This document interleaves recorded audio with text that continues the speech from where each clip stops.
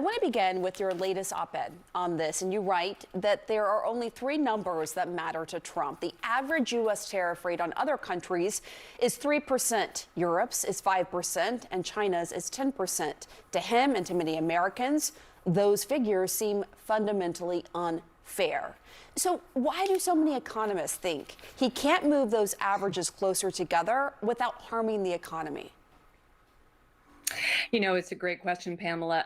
We have not had an experiment really in a half a century in any kind of major tariff situation. Since the 80s, trade barriers have been falling. There are a lot of good things that come with that. Prices get cheaper, but as you know, Trump has said, and as President Biden said before him, there's a trade-off. You know, you get a lot of outsourcing of critical industries. You get a sense that consumption and consumer prices are everything, whereas income and jobs are less important. He's trying to rebalance that. It is a big experiment. I think it's not going to probably go as smoothly as the experiment in 2018, 2019 did when there were tariffs on China, and it really didn't impact inflation too much. We're talking potentially about across-the-board tariffs. We're talking about retaliation from lots of countries around the world. So this is going to be a much, much messier experience.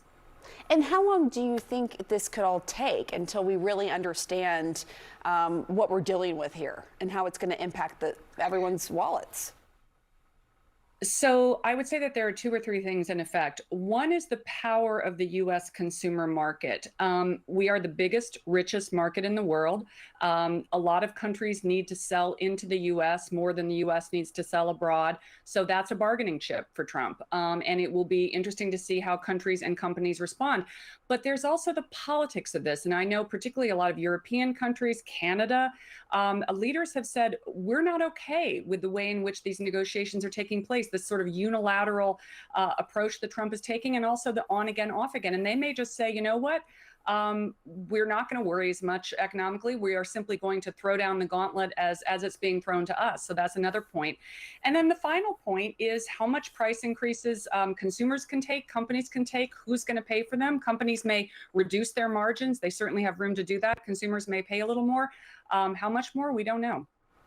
So, you know, I want to talk about this dollar for dollar argument we've heard. And again, there's a lot of uncertainty. We don't know what the rollout's going to be. But White House Press Secretary Caroline Leavitt held up this chart this week showing a 245% that Canada has on the books for American cheese. So what does this mean? Trump wants the U.S. to impose 245% on Canadian cheese? Is that argument flawed? You know, what do you think? I love that you picked cheese. I love cheese personally, like also, wine. So you know. I love cheese too, and I also love French champagne, but which you know is going to get a lot more expensive. Yeah. Those sorts of things are more political and iconic. Yes, of course they're going to have an impact, but guess what? You can get cheese from Oregon too. You know, so that won't be as much of an effect as say a tariff that Canada might put on U.S. imports if Canadian lumber is hit. You know, Canadian lumber is a big part of the U.S. home building industry. Those kinds of things that may get a little less press, but are actually more important, that's what I'm going to be looking for. Very quickly, just for all of our viewers, as we're thinking about what we should buy now, what should we prioritize? Oh, my good. Well, cheese, champagne. No, I'm kidding. You know, perishables. You know, a lot, you can see, interestingly, that there's already a little bit of inflationary effect from stockpiling, not just individuals, you know, maybe buying that car a little sooner because you don't know how expensive it's going to be, but companies stockpiling inventories. This is one of the risks when you start to play the tariff game, is that people expect inflation, and so they purchase ahead, and that creates inflation. It's a little bit of a chicken and egg cycle. Another one of those variables the Trump administration is going to have to juggle carefully. All right, Rana Foroohar, thank you so much. Wolf. All right, Pamela. Europe and other close allies like Canada have already vowed to retaliate against these latest tariffs. The Premier of Ontario, for example, Doug Ford, has become one of Canada's most outspoken critics against President Trump's tit-for-tat trade war. The Premier of Ontario is joining us right now. Premier, thank you so much for joining us. This new plan is expected to be the most aggressive move yet by a tariff-consumed American president.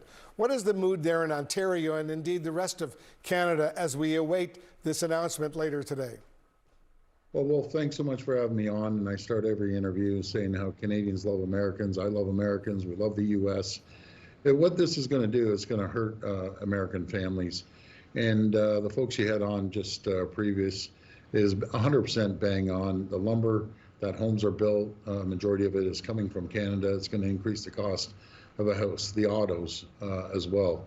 We ship as many autos as we buy, but the cost of a pickup truck or an automobile is going to go up. And then the pharmaceuticals too that he's going to go after are going to hurt seniors on fixed incomes that get a lower cost on pharmaceuticals here in Canada. So these tariffs is nothing but a tax on Americans, and President Trump calls it Liberation Day. I call it Termination Day because a lot of people are going to be terminated from their jobs. So explain a little bit more why you call it Termination Day. Well, we're the #1 customer. We buy more goods off the U.S. than any country in the world, more than Japan, the UK, and France combined. And if you go after Canada, we have no choice but retaliate. And I apologize to the American people. We shouldn't be doing this. And they were talking about cheese. Well, on the dairy products, on the last deal that President Trump made, the U.S. hasn't even hit their quota. So there's never been a tariff until after their quota, but they've never hit that quota. But let's sit down and negotiate a trade deal. Again, President Trump ran on, reducing inflation, creating more jobs. It's worked the total opposite. Consumer confidence is down, investment is stalled, inflation is happening, the markets are tumbling, and they're going to tumble today. And those are people's pension funds that invested into the markets.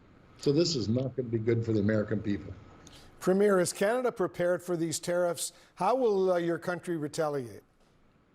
Well, right now, Wolf, there's 40 million people at a fever pitch. They're engaged, and they're ready to sacrifice.